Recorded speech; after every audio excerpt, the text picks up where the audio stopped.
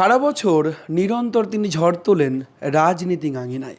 তিনি বারবার বলেন রাজনীতির কথা, কিন্তু আজ এই সজল ঘোষ খানিকটা অন্য মুডে। আমি প্রথমেই ছবিটা দেখাবো সজল দা আজকে একেবারে ব্যস্ত পরিবারের সঙ্গে। সজল দা, আজকে জামাই ষষ্ঠী দেখতে পাচ্ছি, বিরাট আয়োজন বাড়িতে। এই জামাইদের একবারে হেডমাস্টারের মতো বসে আজকে খাওয়াচ্ছেন, পুরো বিষয়টা কি, কেন আজকে এই কাজগুলো করার দায়িত্ব ছিলেন আমার বাবা, আমার মা।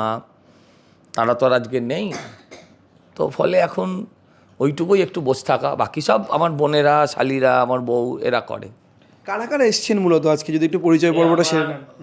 ছোট বোনের বর, ছোট ভগ্নিপতি, বড় ভগ্নিপতি, ও আমার বড় শালা, এই বড় ভাইরা ভাই, তারপরের জন ছোট ভাইরা ভাই, এ আমার ছেলে, আমার ছোট মা, আমার ভাগ্নি।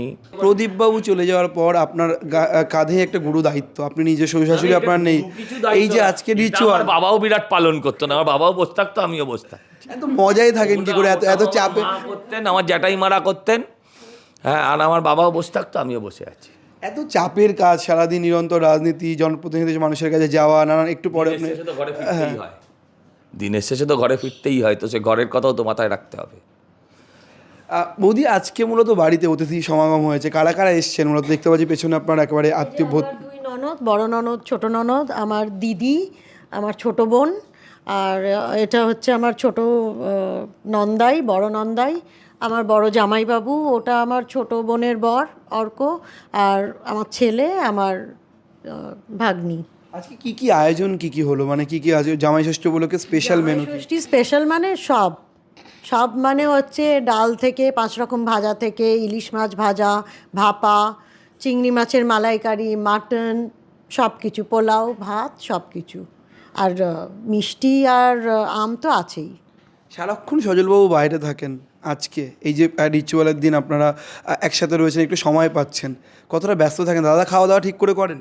ব্যস্ত তো অবশ্যই থাকেন, কিন্তু অনুষ্ঠানের টাইমে ঠিক একবার হলেও দেখা দিয়ে যায়। করেন না ঠিক করে? না, লাঞ্চ আসলে মানে কি, ও ব্রেকফাস্টটা করে না, একবারই খায় সকালে, মানে নয় লাঞ্চ নয় ব্রেকফাস্ট, মানে ব্রেকফাস্টটাই লাঞ্চে এসে করে, মানে সময় পায় না, এটাই আর কি। খাওয়া দাওয়া ঠিক করেও করতে পারে না, যে আমার সাথে এত খাবার সামনে পথ সাজানো, আজকেও কি ঠিকঠাক খাওয়া দাওয়া হবে? পৃথিবীতে দু ধরনের মানুষ আছে।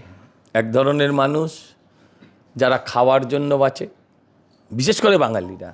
আরেক ধরনের মানুষ যারা বাঁচার জন্য খায়। আমি দ্বিতীয় শ্রেণীতে এ বিষয়ে। হ্যাঁ, আর ঠিকঠাক করে খাই বলে আমার বয়স এখন 54 বছর।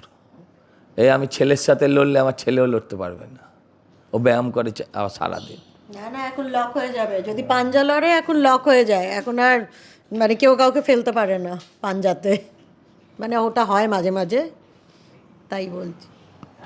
বাংলার রাজনৈতিক দুনিয়ায় যারা কঠিন কথাকে মূলত সহজ করে বলেন, তার মধ্যে অন্যতম সজল ঘোষ। আর তিনি আজকে এক অন্য মেজাজে জামাই ষষ্ঠীর খাওয়া দাওয়ার মধ্য দিয়ে। ক্যামেরায় সুবিধির সঙ্গে রমেন দাস, সংবাদ প্রতিদিন.in।